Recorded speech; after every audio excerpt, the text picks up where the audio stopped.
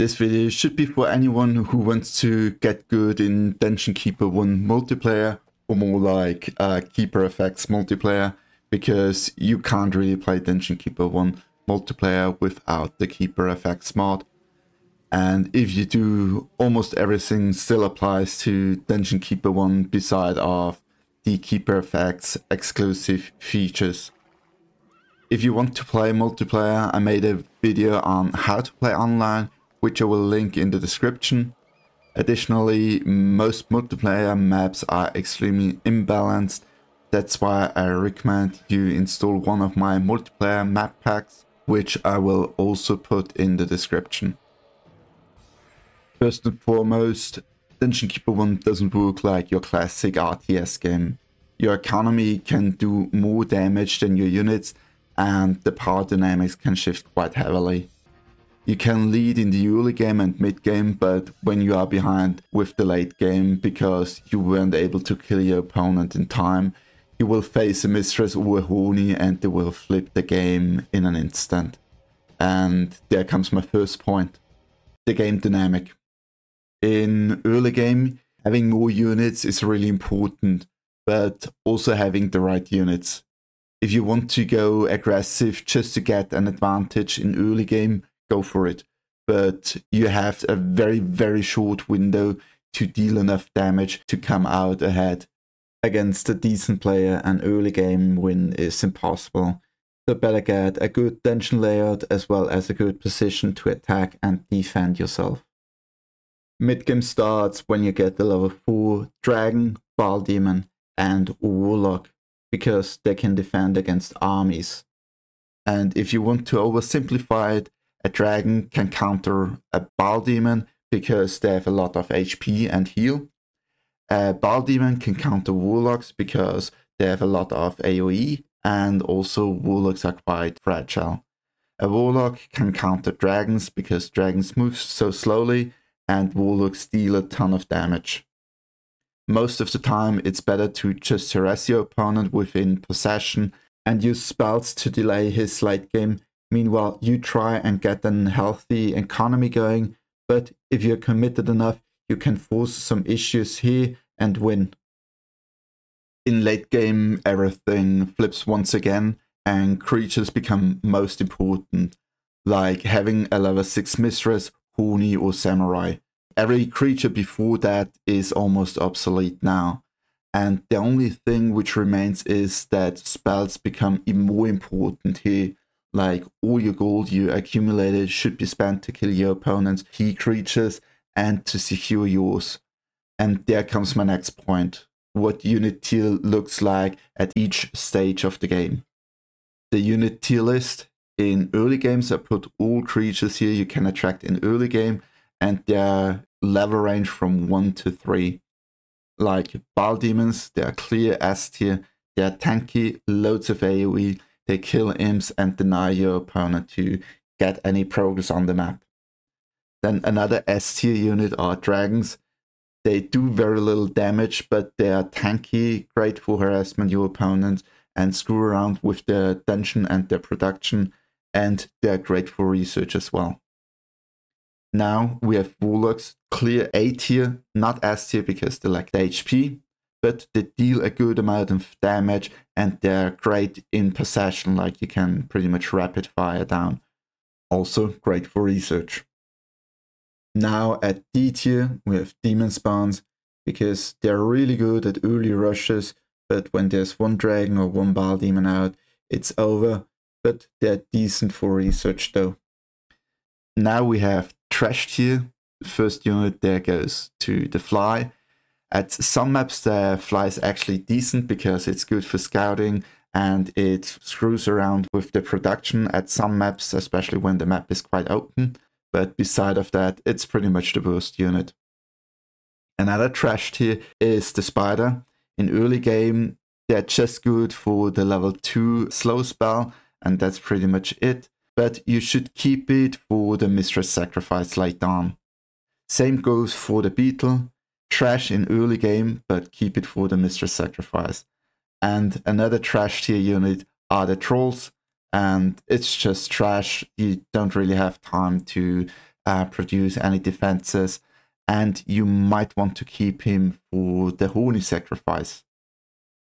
Hero units are in an odd spot because hero versus heroes are way better balanced, but compared to creature units, they are weak in early game. In S tier, we have the knights, as long as you don't compare them to dragons or ball demons, because they have good damage and good HP, and that's pretty much it. At A tier, we have the wizard, which is exactly the same like the warlock, but they are even better at researching, but still die quite quickly. At A tier, we have barbarians, because they have decent HP, and that's pretty much it. At B tier, pretty much the same story, just I don't like it that much, and they have a little bit less HP as well as moving a little bit slower. That's why B tier. In D tier, we have fairies. They're good for research, even at level 1, but they die very quickly and it takes ages for them to train, so D tier. At trash tier, we have mountain dwarves. Can't say much about them, they're just trash, as well as thieves. They go straight into the trash. But like all trash tier units, they're better than nothing, and they can at least do some research. Now to mid-game.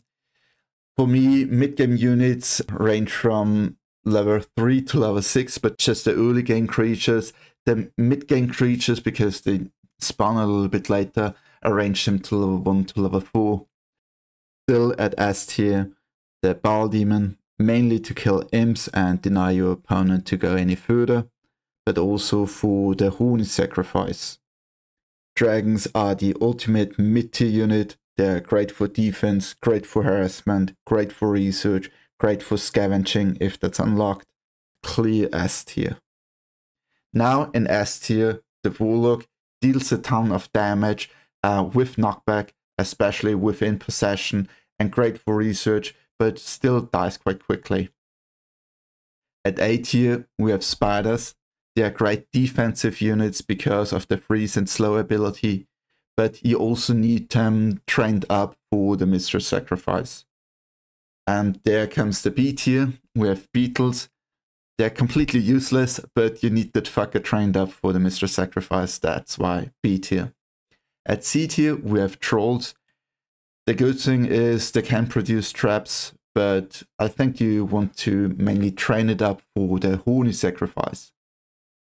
Now D tier, orcs, they're just slightly stronger than barbarian, and they get unlocked quite late and they train quite slowly. That's why D tier. And I would put hounds in D tier if they would be available in mid game, because they fit a better role here. And they would be good at level 3 with that speed spell to hunt down imps and kill them, but keep in mind they're also quite suicidal. Now to the trash tier, they're druids. It's good that they can see invisible unit, and they have hailstorm at level 4, which is quite good. They're also good researchers, but they die too quickly in my opinion. Another trash tier, the demon spawn. Either put them in the library or straight into the trash with them. And yeah, flies can just join them. Now to the hero units. S tier for the knight, for the same reason as before. Wizards are now at B tier because they are slightly weaker than warlocks, but still decent and still the best researchers. B tier barbarians, decent HP, and at level 6 they become quite tanky. I put fairies into B tier just because they become DPS machines at level 4, but to get them at level 4 takes ages, as well as when your opponent gets that lightning strike, they're completely useless. At C tier, I'll put giants here, decent HP, move slowly, but they smack quite hard. Trash tier, mountain dwarves, thieves, and archers. Though archers are still good within possession, but that's pretty much it. Now to the late game ranking. Early game units will be from level 5 to 8. Mid game units will there be from level 3 to 6. And late game units will range from level 1 to 6, simply because of those sacrifices. Clear S tier, Huni. At level 5 he goes, and you can snipe a dungeon heart with him because you can only get him from a sacrifice. He will already be on a high level. Clear S tier mistresses, not only as strong as Huni, but are faster accessible, can train faster, and at level 6 pretty much a win condition. You should get her through the sacrifice to have her on a high level, if possible of course. At A tier we have vampires, because they train quickly, have decent HP, and at each level they gain, they get more and more powerful, and they have a bunch of unique mechanics, but it's also hard to get, that's why A tier. At B tier we have dragons. They still provide a lot of utility and won't die immediately, and they're also great for scavenging. At B tier we have now Bile Demons, mainly because you need it for the Huni sacrifice. It also won't die that quickly, and it is still useful to hunt down some imps. At Trash tier we have Warlords, just because they are too weak, even though they deal a good amount of damage. We have Hellhounds, we have Orcs, we have Trolls, we have Druids, we have Skeletons, we have Ghosts, we have Demon Spawn, Spiders, Beetles, Flies, and Tentacles. Tentacles only belong into hentai.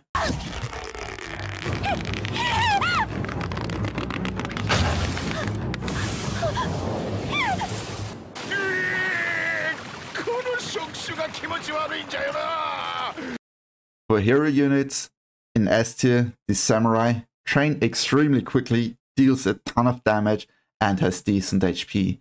At A tier, the Knights still strong, a little bit slow, but still the best defensive unit. At C tier, we have Barbarians, decent HP at level 6, he's tanky. At C tier, High Mages, they are okay with the training speed, okay with the damage, but they have good spells. At C tier, we have Wizards. On a high level, he's actually stronger than the Warlock, but that's pretty much it. At D tier, we have Giants, decent HP, but they're slow and still smack hard. And now Trash tier, Monks, they train far too slow, low HP, but they gain good damage quite quickly. I would also put the Priestess into Trash tier because she gets unlocked quite late, has low HP, and her AoE attack can hurt herself. Now there's completely trash, Mountain Dwarves still trash, Thieves still trash, and Archers still trash. Now to the dungeon design. This contains your dungeon layout, your creature training, and your strategy, because all those points go hand in hand. Now to the strategies. Just keep in mind that the multiplayer scene is very young, and so the topic might change a bit. Either way, here are 4 strategies which are currently viable. The first strategy is one which is actually the foundation to all other strategies, so we'll refer it to the base strategy. There you train your Warlocks and Dragons up to level 2. Then you drop them in the library to research speed and obey. Then you train your Warlords, Dragons, Bile Demons for your defense and offensive army. Meanwhile, you also train your Beetles and Spiders for the Mistress sacrifice, and later on get the Mistress. There's also a Demon Spawn rush, which only works when there's an extremely short distance between both dungeons. You attract a few Demon Spawns as soon as possible and try to kill some workers or distract the research. After that, you could try to harass with some dragons or Bile Demons, but when there's one Bile Demon or dragon on your opponent's side, your rush is pretty much over and the game usually goes on like normal. You could also go for a mid-game push. There you try to cause as much problems as possible before your opponent can reach late game, but you really need to force the issue here. You start like normal, research up to level 2, unlock speed and obey, and train your creatures. And then go balls to the walls aggression. There's one last strategy, the late game rush, where you push your research as hard as possible to unlock the late game tech as early as possible. You start once again with training your Warlocks and Dragons up to level 2, Then you boost them with speed and obey and reinforced walls in either 2 5x5 libraries or one big 7x7 library. You still need some level 4 units to defend yourself, but if you manage to survive, you deal damage with spells and using the temple as well as possible. Now to the creature training. This will be a short one, but a very important one, so perhaps listen to it multiple times. But here's how you boost your training speed. 5x5 to 7x7 rooms are the most efficient layout, and even 5x7 is fine though. I recommend to have a 7x7 training room for an 88% efficiency of that room, and it also has quite a lot of spots to be trained in. Also reinforce those walls. They add like 10 to 15% room efficiency here, as well as speed up your creatures. That will double the efficiency of those creatures. Add obey to that and you get 25% more efficiency. A good slap, 33 more efficiency. And if you torture a unit of the same type, it will also add 33% efficiency here. Also keep in mind, when your creature is leveling up, it adds 35% efficiency to it, but not to the training room, just for library, workshop, and so on. And for the number nerds, here's the formula so you can make the calculation by yourself. And keep in mind, KeeperFx always downrolls your efficiency here. Now to the dungeon layout. This is something which is kind of unique from match to match and player to player, but there are some general tips on how you want to design your dungeon. I would suggest to build your library and training room beside your dungeon heart, so you don't need to reinforce that many walls and get an instant boost at the beginning.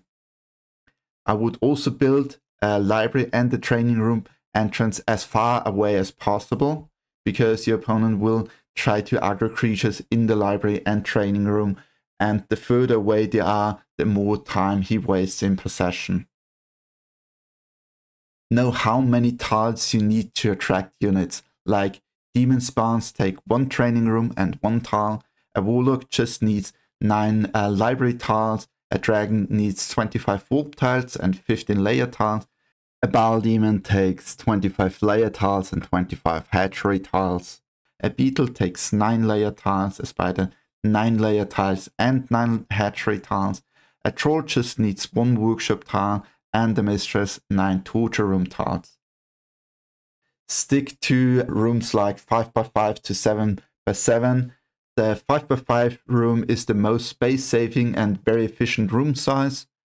6x6 is the best balance in between space and efficiency, and the 7x7 is the biggest and most efficient room size.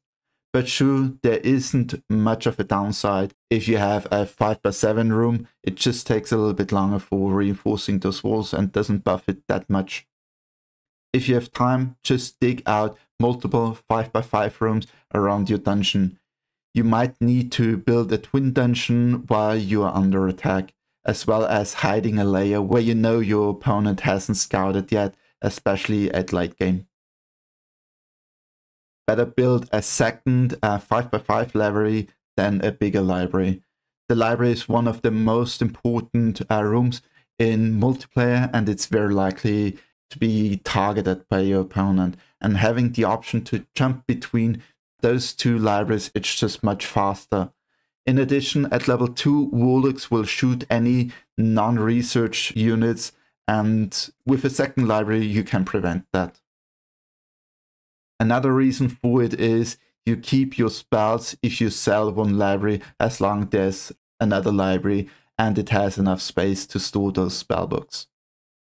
You can use the guard post beside water and lava to prevent any units from climbing onto your territory. Also think about it like a cheap call to arms. And here are some examples for dungeon layouts with the strengths and weaknesses. So let's start with a dungeon layout which I deem to be very efficient, and that's this one. The idea is that your training room and your library is quite far apart, at least those entrances, but you still can dig those out at the beginning. Like, let's say your opponent comes in within possession and tries to draw some aggro. He has to go from this entrance all the way here and then start to draw some aggro from this here. And that already burns a little bit more time, but still you are able to start right next to your dungeon heart, get the bonus of those reinforced walls, as well as here. And it's actually quite easy to defend with ranged units because you drop your ranged units here, and it's like 3 damage with a spider and so on, whatever. And for your starting position, like you start towards the portal, 1 offset, so you have a bigger surface area for digging out the room. And here you can just dig out the 3x3 room, here another one, and there will be your breach. So this one will actually be a little bit more safe, this one as well. And yeah, that's pretty much the idea. Also, I do like that those creatures have quite a short walkway towards the hatchery, because when they train, they are more tempted to eat something than go to sleep. And to be honest, I don't care where you place your lair, it can be somewhere else. Creatures don't sleep that often unless you don't micro. And yeah, a vault near the gold like always. And that's pretty much the idea of the first layout. The second layout is also very efficient, but it might delay your early training a little bit, because you have to dig a U-shape like there. But overall, it's very efficient and also very safe. And your opponent does even have a longer walkway to get, let's say, from the breach, from here, draw some aggro. Yes, then walk the U-shape, go most likely here, then go to the library, draw some aggro, and all the way back. And you have the same advantages like the layered example before. The upside or downside of it is exactly that U-shape. But it can be circumvented, like you just build a 1 training room tile here and you can start training, or you just say, fuck it, and you just start with researching a bit. And when you got the U-shape, you will just build a 3x3 training room here. You don't need to build a hatchery immediately, you can do that a little bit later. Another upside of this layout is that you get even those reinforced walls here, which is like a shared reinforced wall, so it means you need to reinforce less wall. And once again, the breach towards the portal offset by 1, so you have a bigger surface area. Vault close to the gold, and the layer can be placed somewhere else. I think here it's a good spot, but you can just sell a vault and replace it with a layer. All good. And the same benefit as before, but even better, the hatchery is right next, or actually attached to the training room. And you also gain a lot of security because this entire area is basically secured. And yeah, you can only get attacked from this hatchery here, otherwise from back here, but then you should have noticed him. And that's basically the idea of the example of dungeon layer 2. Now to the classic OCD dungeon. I personally really don't like it for multiplayer, but I can understand why people like it because of the shorter walkways. But the shorter walkways is also true for your opponent when he possesses a creature. So let's say he comes in from the breach, just goes through your training room. The first thing he will automatically detect is that layer here. And he doesn't even need to do draw some aggro from this creature, because they will automatically be aggroed onto that possessed creature. And he can just pre-fire with stink bombs, with grenades, whatever. Go to your library and just draw some aggro here. And just rotate around all the time. The walkway here is quite short because you can walk over that small gap and pretty much scout a lot of things. And what many people think, hey, there's always the middle door open here, yeah. But if you open more walls here, it makes the room less efficient. The shorter walkways are nice, especially when you are on the offensive and try to attack, because your creatures can go to the hatchery and to the lair. That's quite good. But what if you have an open door like there? That's really bad, because then your warlocks will shoot at every minion or even imp which goes into that library. They will stop working and shoot at those creatures, which is kind of bad. And yeah, if you dig out, you usually dig out from the middle. I mean, yeah, you can do that. It isn't too bad if you offset it by one to have a bigger surface area, but still a small thing to do. It's just worth because your opponent can scout and rotate quite quickly, as efficient or even more efficient than your own creatures. And it's also really easy to attack because you do not have that much surface area here. Like, or you have a lot of surface area to attack this hatchery here. He can come from the back and you have an access point to the training room. And there your opponent can claim this room and attack it. Same would be true if there would be a door, but because it's closed, he would need to kill the dungeon heart first, because claiming that layer is quite hard if you still have an army. And there's another downside: you can't drop your ranged units here or here, because they can simply get sniped or attacked or just ignored, because you can dodge those missiles. And yeah, no bueno. So what if you really optimize your dungeon for the shortest walkways possible? And that's what I tried to do here. It's really bad for the defensive side, and to be honest, I wouldn't recommend it. But if you go ham on possession and always harassment, and you still want a very efficient dungeon, this would be it, because your creatures are from the library directly at the training room or at the hatchery or other way around. The layer is quite far off from the training room, but who cares? You can also build your layer over here. I don't care. Either way, it would be kind of bad if your creatures walk through here, but they can also walk through here. Just depends where their layer is. And yeah, it's pretty effective of the walkway, but if your opponent attacks, he can just go here and draw the aggro of your entire dungeon here and just dodge everything and walk around in circles.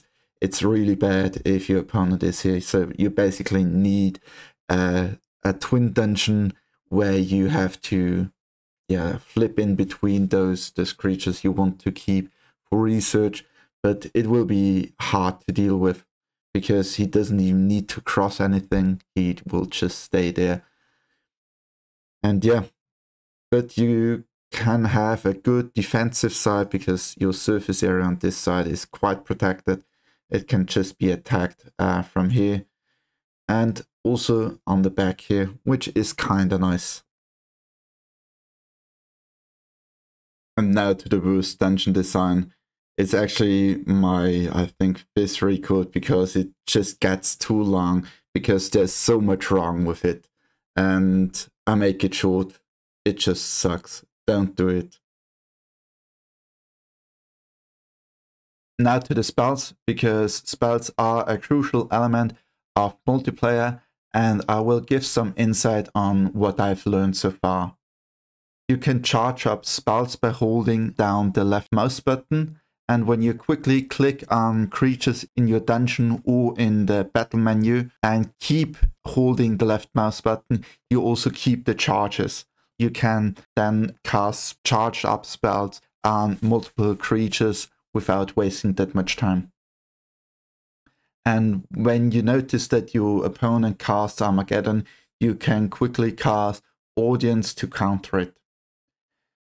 Cave-In is quite an underestimated spell, which is also very versatile and gets used far too rarely in multiplayer, because you can simply deny call to arms with that spell, because when you cast it on your opponent's creatures, they will go back to the layer, and you can even bait it somewhat, like having a creature in the army which is low on HP, you cast Cave In, and then he will go back to the layer. If you know where the layer is, you can then cast Lightning Strike to finish it off. And also when there are hero units, you can cast Cave In on that hero unit, and that hero unit will go back from where it spawned, and even can split up armies. Even if it's a hero wave or a CTA of your opponent, cast Cave In on half the army, and half the army will just go back to the layer. And if your opponent doesn't notice, he will just fight with half his army instead of his entire force. Another thing is you can actually kill prisoners and torture victims of your opponent when you cast Cave In onto them. You can also screw around with the pathfinding of your opponent's creature in the training room or the library. The protection spell is also really good to counter lightning, because units under the protection spell are completely immune to the lightning spell. That means when you know your opponent likes to use the lightning spell, cast it on your creatures, or when you see your opponent is lurking in your dungeon and just waiting to zap some creatures, just spam protection on them, and you see your opponent will burn through his gold, achieving pretty much nothing. Plague is also a spell which gets way underutilized. Like when your opponent does drop all his creatures at one spot, it will spread out quite quickly, and after the fight he will have a hard time regenerating the HP of those creatures. And at last, always cast speed on your creatures. It's just too good not to. Like during fight, during training, during the work time, it's just too good, and it's cheap as well. Sacrifices are an easy thing to learn and will make you so much stronger in late game. Like 3 spiders will give you a ball demon, a spider and a beetle will give you a mistress, a ball demon and a troll will get you horny, and sacrificing imps will just give you cheaper imps. Possession is a spell which is easy to learn but hard to master, and it solves and causes most problems in Dungeon Keeper 1, but it also allows the game to be more late game heavy and forces much more focus on your dungeon design. For the player who is in possession, he sacrifices that he won't see what's going on the map, as well that there's no way that he can micro his macro. The player who has to deal with a possessed creature can draw the attention of the player and cause damage somewhere else on the map. But he also needs to deal with the creature itself, which draws a lot of aggro and forces a lot of micromanagement from the defender. As an attacker, your main goal is to just distract as many creatures as possible, and your second goal is to snipe low HP key creatures if possible, like warlocks, beetles, or spiders. And when your opponent attacks you with his entire force, you try to deal as much AoE damage as possible. And make sure you keep your distance from those creatures. Another thing is, if you have Horny, you can possess it and solo kill a dungeon heart. And also, when you possess an imp, you can force claim a room, which is also way faster. And tips for both players: kill as many imps as possible. Like when you go around and you see an imp, just try to kill it. You can also walk double the speed when you strafe, like pressing A and W or D and W at the same time. When your opponent drops invisible imps, you need to possess any unit to kill those invisible imps. You can still see the invisible unit in the minimap, but that's also very important for the defender. Tips for the defender: when your opponent is in possession, you can draw his attention to deal some damage somewhere else on the map, like his dungeon. And any ranged creature is like playing an FPS with an LMG. You just tap fire the heck out of it and you deal a lot of damage. Just make sure that you're moving faster than the attacking creature. You can drop a level 2 spider near the possessed unit and get the spider back to safety. The slow spell can prevent a lot of harm, and it also makes it more safe for your damage dealers. At level 4, the spider also has the freeze spell, which makes it even safer to deal damage to the possessed creature. Now to the combat. This is very situational, obviously, but in general, think about how you want to engage and how you want to use your resources. But I think I can give some general advices on that matter. There's friendly fire in this game, and some creatures do have an AoE spell, so dropping all units at one spot is a bad idea. Corridors are a death trap for both sides, the attacker and the defender. So when there's a huge blob, blast those AoE spells in that blob, and you don't need to commit that many units in this corridor. Drop your ranged units in a half circle so that an AoE attack won't hit them all. You should drop one tank first to draw aggro, and then your ranged units. You can also drop tanks on one side and ranged units on the other side, so that your ranged units won't hit your own units that much. The lightning ability on units is a hit scan ability, so there's no way to dodge it. Try to get rotation within smaller skirmishes, like your first round of engagement will be Bile Demons, then rotate it with dragons, your third round will be warlocks, with a tank obviously, and you cycle through that. And always buff your units before combat, or at least during combat. And also be smart about your fights, only commit your entire army when you really need the DPS. Control and hotkeys aren't really necessary, but they will make you play much faster. And KeeperFx adds a lot of new controls, which are really easy to pick up and makes the game much more enjoyable in my opinion. I will drop a link in the description where you can find all command controls, but here are those which I find the most useful. For the controls, the scroll wheel to simply zoom in and out. You can also drop creatures through the minimap on the top left corner. Shift scroll wheel to move up and down the creature list. Shift and left click when you're having the sell button selected will sell the entire room automatically. Shift plus left click when you're having a room selected will automatically place down a room, which tries to be quite efficient. Control and left click will place down squares. When you use the scroll wheel, you can increase or decrease the size of that square. Middle mouse button centers your camera to the north, otherwise it will rotate to 180 degrees. Shift or Control plus the middle mouse button will rotate your camera by 45 degrees. Control and clicking on a creature icon will give you the highest level creature. Shift and clicking on the creature icon will give you the lowest level creature. Shift and left click on a creature which is walking around the world will cast possession on it. Control plus 1 to number 5 will save a camera location. And Shift plus 1 to number 5 will jump to those saved locations. Now to some hotkeys. I personally do not use that many hotkeys as I should, but to be honest, it is also not that necessary. Still, here are some hotkeys I recommend using. Opening the map, I have bound it to E. Jumping to fight, I've bound it to Q.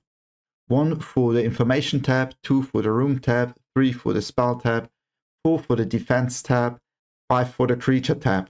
Training room is bound to R, layer is bound to F, hatchery is bound to V, vault is bound to G, and the library is bound to T. And here are some general tips. Like, always have the battle menu open. It's just too good not to have it on. And having 8 to 10 imps is the perfect amount before having a temple. Obviously, that isn't always true. Killing imps is a great way to drain your opponent's gold reserves. At level 4, creatures gain 1 extra point into their work efficiency, like gaining 2 extra points into research or like more at the workshop. When you're looking around, you can see some light being emitted from your cursor, and that light can be seen by your opponent. And that's also true when your opponent is in possession and it's invisible.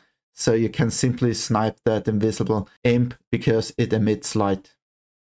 You can use your hand to safeguard your imps or other crucial minions. Like when you notice your opponent is aiming to kill off your mistress, just grab her in her hand and wait until your opponent loses its patience. When you have more vault tiles occupied with gold, it makes it more likely for dragons to spawn. So inefficient vault tiles are the best to get a bunch of dragons. There are 2 camera perspectives which actually give an advantage. One which allows you to zoom further out, which Ancient does a lot, and one where you have lowered walls, which I prefer. Pre-dig out 5x5 rooms all over the place. You might build some rooms there later on. Mine the gold in the middle first, but also feel free to pre-mine all the gold reserves you have. Sell your opponent rooms instantly, because that will harm your opponent a lot by doing so. Try to disturb your opponent's training and research as much as possible. Rush for special and neutral units. Whoever gets them first will most likely win most of the time.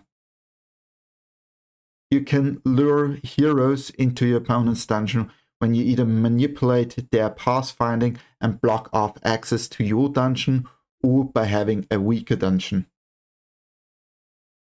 Because there's still so many things I could cover, I will just provide some useful links in the description. And I also want to thank Ancient and Loobinex for their help for gathering tons of information and also giving feedback on writing this guide. In addition, thanks to the entire KeeperFx crew for creating this mod and make it possible to play online. And yeah, that's pretty much it. If you have any further question, feel free to drop a comment and ask here. I try my best to answer them. Then have a good one, and hopefully we will see us in the KeeperKlan Discord.